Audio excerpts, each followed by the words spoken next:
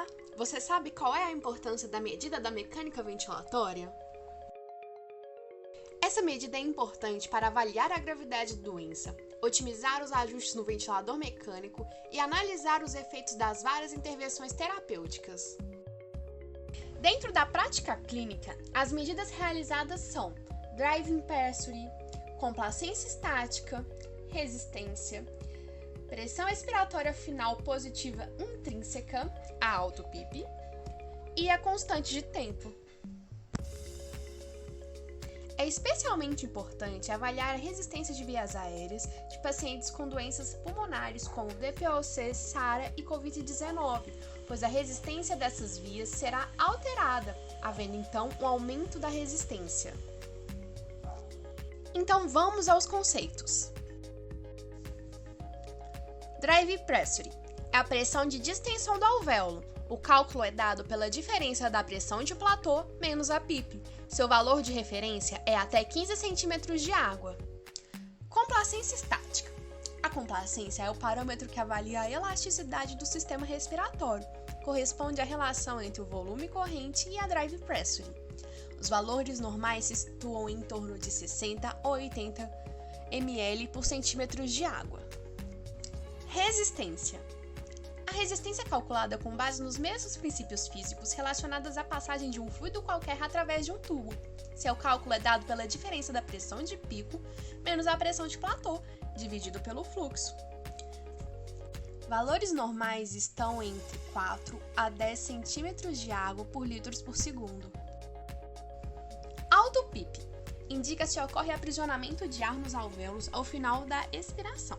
Para encontrar o valor, deve-se zerar a PIP do ventilador e realizar a pausa expiratória por 2 segundos.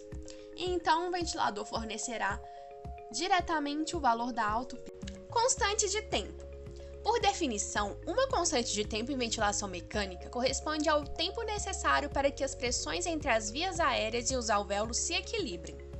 O produto da resistência pela complacência dividido por 1000 compõe uma constante de tempo, sendo que uma constante de tempo equilibra 63% dos alvéolos, 3 constantes de tempo equilibram 95% e 5 constantes de tempo equilibram 99% dos alvéolos. Para a correta realização dos cálculos, o paciente deve estar sedado e criogenizado, portanto, totalmente entregue à ventilação mecânica, sendo imprescindível a estabilidade hemodinâmica do mesmo. Para calcular no modo ventilatório o volume controlado, devemos observar o volume corrente e realizar um cálculo para ventilar o paciente de 6 a 8 ml por quilo. A frequência respiratória deve ser ajustada de modo a relação em Zs ficar de 1 para 2. A FiO2 deve ser de 100%. A PIP deve ser a PIP ideal titulada anteriormente a esse processo. Deve-se, então, realizar uma pausa inspiratória de meio a 1 segundo e coletar os dados: volume corrente, pressão de pico, pressão de platô, PIP e o fluxo em litros por segundo. Quando no modo ventilatório pressão controlada, devemos observar o volume corrente e ajustar a PI de maneira a realizar de 6 a 8 ml por quilo do paciente. A frequência respiratória deve ser ajustada de modo a manter uma relação em Es de 1 para 2. A FiO2 deve ser de 100%. Colocar a PIP ideal calculada anteriormente, realizar a pausa inspiratória de meio a 1 segundo e coletar os seguintes dados: volume corrente, pressão de pico, pressão de platô e PIP. Mas atenção!